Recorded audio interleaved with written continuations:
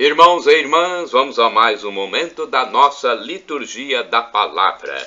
Eu vou transmitir para os meus endereços eletrônicos a liturgia da Igreja Católica Apostólica Romana no mundo inteiro, de 29 de abril de 2022, sexta-feira, segunda semana da Páscoa. A cor litúrgica é branca. No rito da celebração temos o ofício do dia. É para você do blog repórterpaulomaciel.blogspot.com, facebook.com/Paulo Maciel da Rádio, canal no YouTube Paulo Roberto Maciel, Instagram Paulo Roberto Maciel 6/.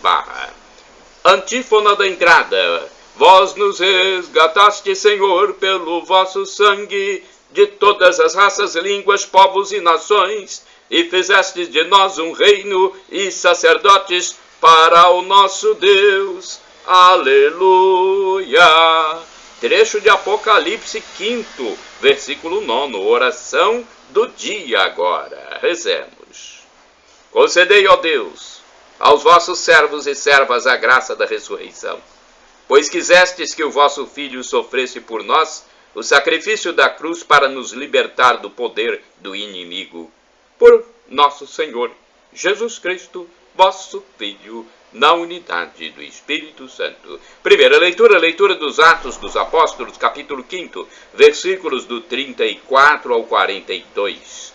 Naqueles dias um fariseu chamado Gamaliel levantou-se do sinédrio. Era mestre da lei e todo o povo o estimava. Gamaliel mandou que os acusados saíssem por um instante. Depois disse: homens de Israel, vede bem o que estáis para fazer contra esses homens. Algum tempo atrás apareceu Teudas, que se fazia passar por uma pessoa importante, e a ele se juntaram cerca de 400 homens. Depois ele foi morto, e todos os que o seguiam debandaram e nada restou. Depois dele, no tempo do recenseamento, apareceu Judas, o galileu, que arrastou o povo atrás de si.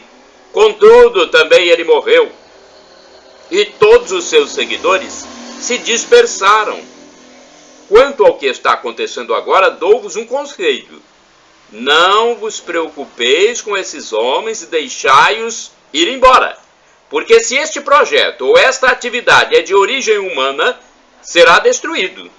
Mas se vem de Deus, vós não conseguireis eliminá-los. Cuidado, para não vos pordes em luta contra Deus. E os membros do Sinédrio aceitaram o parecer de Gamaliel. Chamaram então os apóstolos, mandaram açoitá-los, proibiram que eles falassem em nome de Jesus e depois os soltaram. Os apóstolos saíram do conselho muito contentes por terem sido considerados dignos de injúrias por causa do nome de Jesus. E cada dia no templo e pelas casas não cessavam de ensinar e anunciar o Evangelho de Jesus Cristo. Palavra do Senhor, graças a Deus. Salmo responsorial, Salmo 27, versículos 1, 4, 13 a 14, refrão 4 a B. Ao Senhor eu peço apenas uma coisa, habitar no santuário do Senhor. Repitamos! Ao Senhor eu peço apenas uma coisa, habitar no santuário do Senhor. O Senhor é minha luz e salvação. De quem eu terei medo? O Senhor é a proteção da minha vida. Perante quem eu tremerei? Ao Senhor eu peço apenas uma coisa, habitar no santuário do Senhor. Ao Senhor eu peço apenas uma coisa, e é só isto que eu desejo: habitar no santuário do Senhor por toda a minha vida. Saborear a suavidade do Senhor e contemplá-lo no seu templo. Ao Senhor eu peço apenas uma coisa, habitar no santuário do Senhor. Sei que a bondade do Senhor eu hei de ver na terra dos viventes. Espera no Senhor e tem coragem. Espera no Senhor. Ao Senhor eu peço apenas uma coisa, habitar no santuário do Senhor. Repitamos: ao Senhor eu peço apenas uma coisa, habitar no santuário do Senhor. Aclamação ao Santo Evangelho. Aleluia, aleluia, aleluia. aleluia, aleluia, aleluia, aleluia, aleluia. O homem não vive somente de pão, mas de toda palavra da boca de Deus. Mateus 4, versículo 4. Aleluia, aleluia, aleluia, aleluia, aleluia, aleluia, aleluia, aleluia. O Senhor esteja convosco, Ele está no meio de nós. Proclamação do Evangelho de Jesus Cristo, segundo São João, capítulo 6, versículos do 1 ao 15. Glória a vós, Senhor. Pelo sinal da Santa Cruz, livra-nos Deus nosso Senhor dos nossos inimigos. Naquele tempo, Jesus foi para o outro lado do mar da Galileia, também chamado de Tiberíades. Uma grande multidão o seguia, porque via os sinais que ele operava a favor dos doentes. Jesus subiu ao monte e sentou-se aí com os seus discípulos. Estava próxima a Páscoa, a festa dos judeus. Levantando os olhos e vendo uma grande multidão vindo ao seu encontro, Jesus disse a Filipe: onde vamos comprar pão para que eles possam comer? Disse isso para pô-lo à prova, pois ele mesmo sabia muito bem o que ia fazer. Filipe respondeu: nem 200 moedas de prata bastariam para dar um pedaço de pão a cada um. Um dos discípulos, André, o irmão de Simão Pedro, disse: olha, está aqui um menino com 5 pães de cevada e 2 peixes. Mas o que é isso para tanta gente? Jesus disse: fazeis sentar as pessoas. Havia muita relva naquele lugar, e lá se sentaram aproximadamente 5.000 homens. Jesus tomou os pães, deu graças e distribuiu-os aos que estavam sentados, tanto quanto queriam. E fez o mesmo com os peixes. Quando todos ficaram satisfeitos, Jesus disse aos discípulos: recolhei os pedaços que sobraram, para que nada se perca. Recolheram os pedaços e encheram 12 cestos com as sobras dos 5 pães deixadas pelo que haviam comido. Vendo o sinal que Jesus tinha realizado, aqueles homens exclamavam: este é verdadeiramente o profeta, aquele que deve vir ao mundo. Mas quando notou que estavam querendo levá-lo para proclamá-lo rei, Jesus retirou-se de novo, sozinho, para o monte.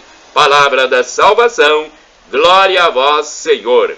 Vamos à liturgia comentada. É uma reflexão do Evangelho escrita por Antônio Carlos Santini, liderança da comunidade católica Nova Aliança. E-mail santini@novaalianca.com.br. Jesus deu graças. João 6, versículos do 1 ao 15. É preciso contemplar as narrativas do Evangelho com mais demora, mais atenção aos detalhes. Afeitos à linguagem televisiva que bombardeia nosso olhar com imagens que não duram 3 segundos, vamos perdendo a capacidade de contemplar.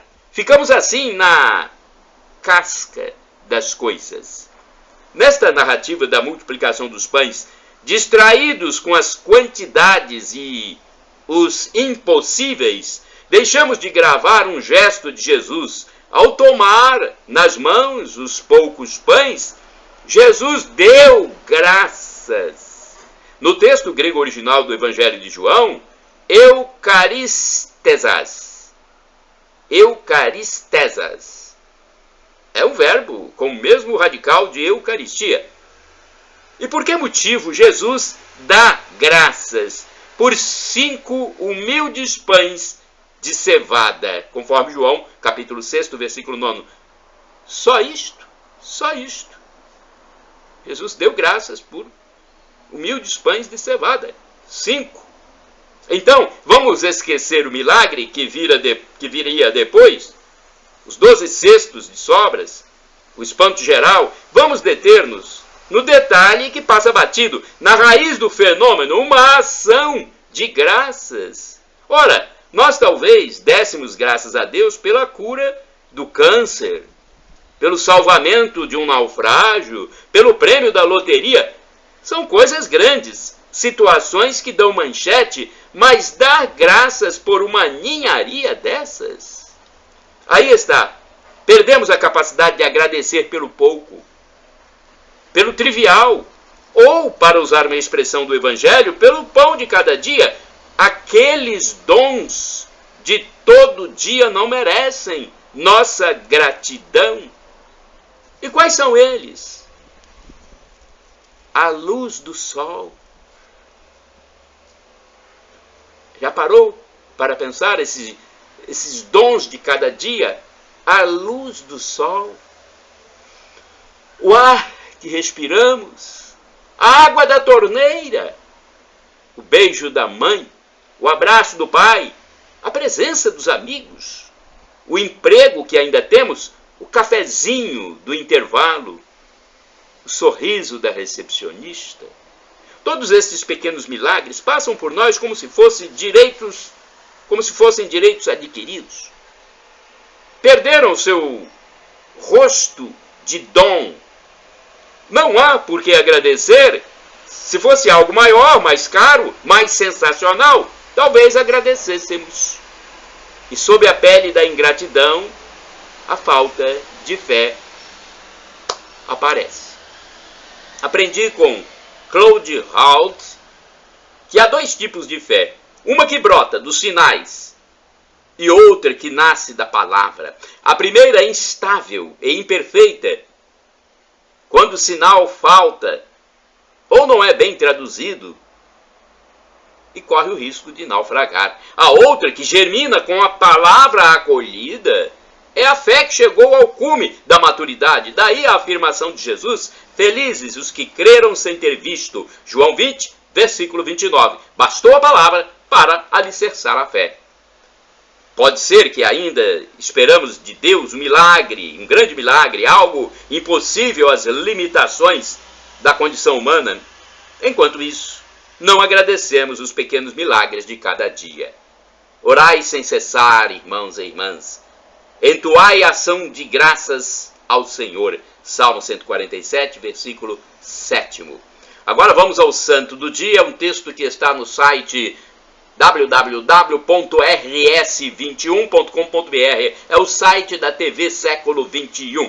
E eu coloco aqui nos meus endereços eletrônicos. Da minha parte, vocês podem usar à vontade a minha imagem, meus textos que eu coloco nos meus endereços eletrônicos, principalmente no blog repórterpaulomaciel.blogspot.com e no YouTube Paulo Roberto Maciel. Santa do dia, 29 de abril. Santa Catarina de Sena, uma santa muito conhecida na Igreja Católica Apostólica Romana.